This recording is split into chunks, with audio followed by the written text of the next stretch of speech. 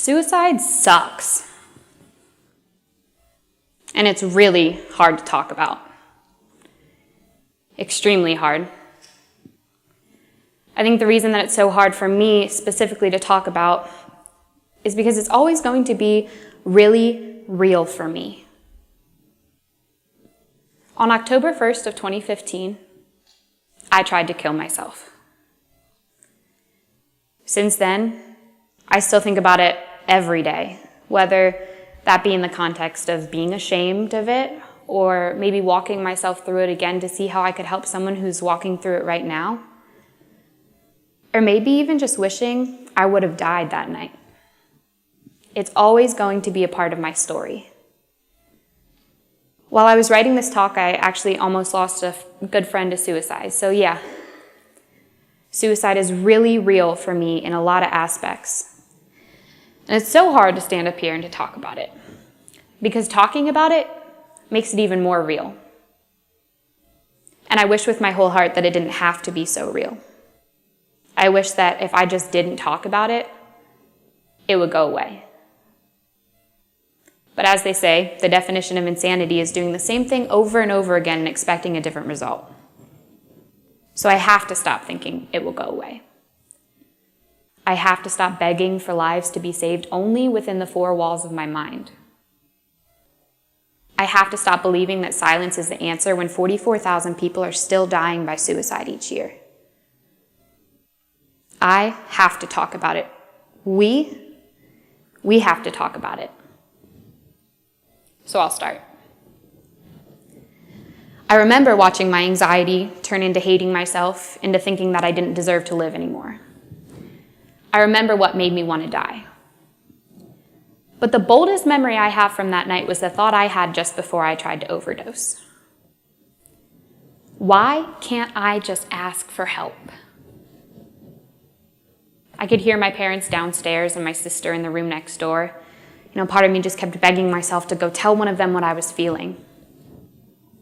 But that part was too small. The bigger part kept saying, Sadie, this has to be a secret. It kept telling me that I was alone and that no one would understand. It kept saying that I couldn't ask for help because asking for help would make me a burden. And God forbid I'd be a burden. Looking back, I really do wish I would have chosen to ask for help, because I know now without a shadow of a doubt that my friends and family would have been there for me. But how was I supposed to know that those dark thoughts that I was having were thoughts I could have spoken out loud? If I had never heard anyone else say, hey, sometimes things get really dark and I want to end my life, how was I supposed to know that if I reached out for help and I said those things, no one would have called me crazy? Now, it's a scary thing to walk up to even your closest friend and say, these thoughts in my head, they won't slow down, and I can't eat, I can't sleep, I can't focus, and I want to die. How can you be sure that they won't freak out and make it worse? Or even more so, how can you be sure that they wouldn't feel so burdened by your hurt that they would turn around and walk away? We don't know because nobody talks about it. In my experience with the multitude of kids I've encountered in not only a psychiatric facility, but also just within my school, suicidal people are terrified to ask for help because the whole idea of suicide has been stigmatized to the point where even those of us who struggle with it seem to believe we are, in fact, crazy. I truly believe that if suicidal people knew it was safe to ask for help, they would. So let's show them that it's safe. The first step is to get educated. These things, they matter. According to the CDC, suicide is the second leading cause of death among young people. I believe that it needs to be common knowledge that suicide is not an issue of race, of gender, of class, of age, of sexual orientation. Suicide is a human issue. And once we grasp that idea, we are far more likely to take steps towards education because we then realize that no one is immune, not us or our families. The next step under the umbrella of education is to use the resources we have available to not only learn the signs of suicide, which is extremely important, but also to understand that we have the power to halt suicide in its tracks. The following statistic breaks my heart, and I hope that it breaks yours too. 81% of people who attempt suicide tell someone what they are going to do and when they are going to do it before they do it. 81% of the time, they tell someone what they're going to do and when they're going to do it.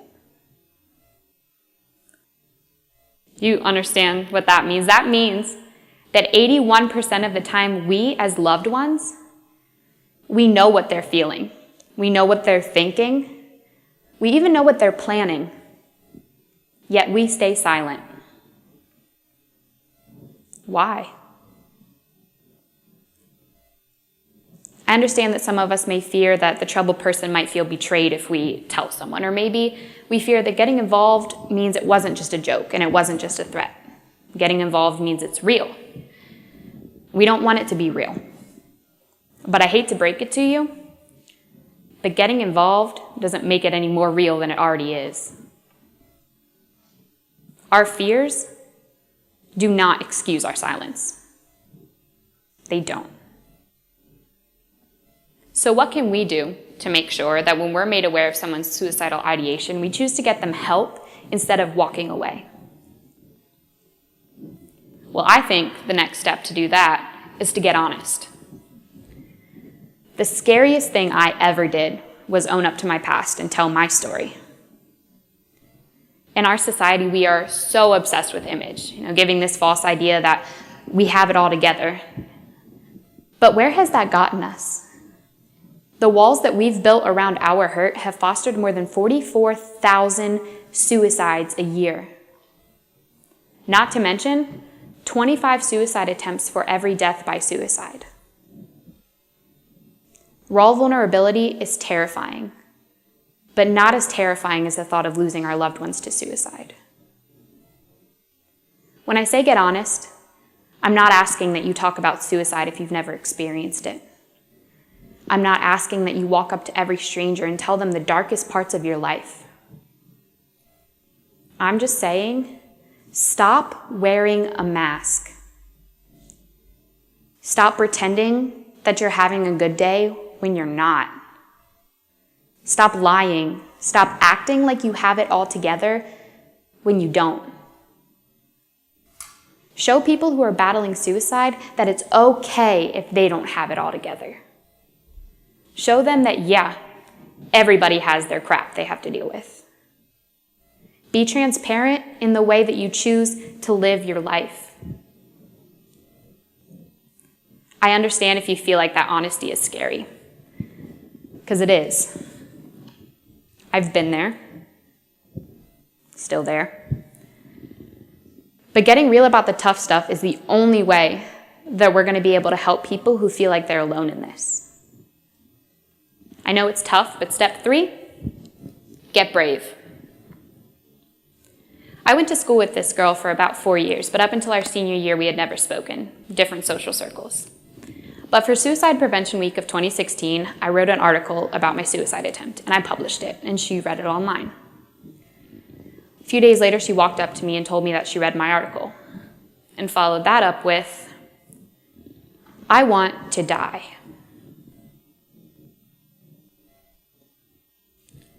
I was the first of many people who have chosen to confide in me about their struggles since I started talking about mine. It's a ripple effect. When someone feels safe and secure because of your honesty, they'll choose to be honest too.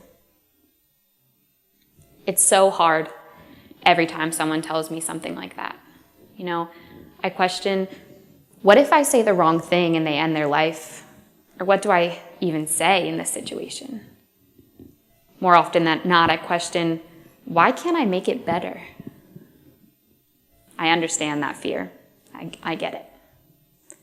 One time I was talking to this really awesome teacher that I had about what I was struggling with, and I randomly felt this overwhelming wave of shame, and I began apologizing to her for telling her these things, for burdening her. Her response was pretty awesome.